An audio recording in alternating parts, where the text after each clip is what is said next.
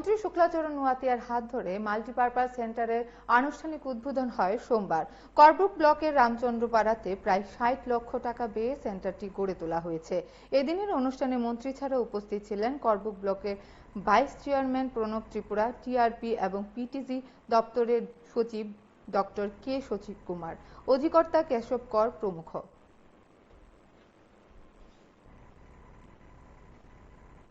Young কমিউনিটিদের জন্য এই দপ্তর আজকে আমরা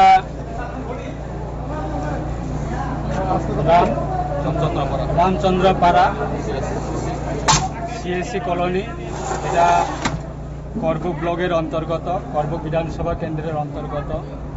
আমরা নতুনভাবে এই গ্রামবাসীর সুবিধার্থে এবং দেশের প্রধানমন্ত্রী নরেন্দ্র মোদীজির ওনার নেতৃত্বে 2023-এ পিটিজি দপ্তর, সারা ভারতবর্ষের মধ্যে পিবিটিজি দপ্তরটাকে পিএম জনমনের প্রধানমন্ত্রীর প্রকল্পে বিভিন্ন উন্নয়নমূলক কাজ করার জন্য যুক্ত করার ক্ষেত্রে আজকে আমরা মাল্টিপারপাস কমিউনিটি সেন্টার, সেটা আমরা শুভ উদ্বোধন করতে পেরেছি।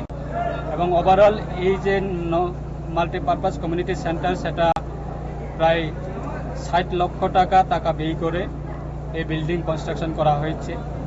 এই বিল্ডিংয়ের মধ্যে থাকবে অঙ্গনওয়াড়ি সেন্টার এবং বিল্ডিংয়ের সঙ্গে ভিতরে যুক্ত থাকবে প্রাইমারি হেলথ সেন্টার, বন্ধন বিকাশ, বিভিন্ন এসএসজি গ্রুপ যারা কাজ করে থাকেন তাদের অফিস করা যাবে এবং পিবিটিজি দপ্তরের প্রাইমারি লেভেলের বিভিন্ন কাজকর্ম করার ক্ষেত্রে অফিসের পারপাসে ব্যবহার করার জন্য সেটা স্কোপ আছে।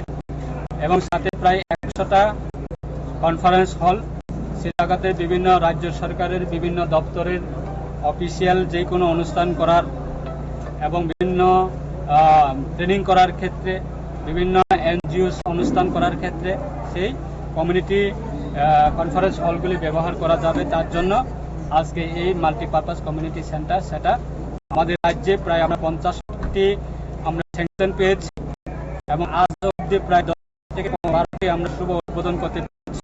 আর অনেক বাকি রয়েছে। প্রায় প্রত্যেকটা মাল্টিপারপাস কমিউনিটি সেন্টারের জন্য 7 লক্ষ টাকা ব্যয় হবে। টোটাল আমাদের সারা ত্রিপুরা রাজ্যের জন্য 50টি আমরা স্যাংশন পেয়েছি, তার জন্য প্রায় 30 কোটি টাকা ব্যয় হবে। এই কনস্ট্রাকশন কাজগুলি বিভিন্ন জায়গাতে চলছে, সেটাকে কেন্দ্র করে আজকে আমরা শুভ উদ্বোধন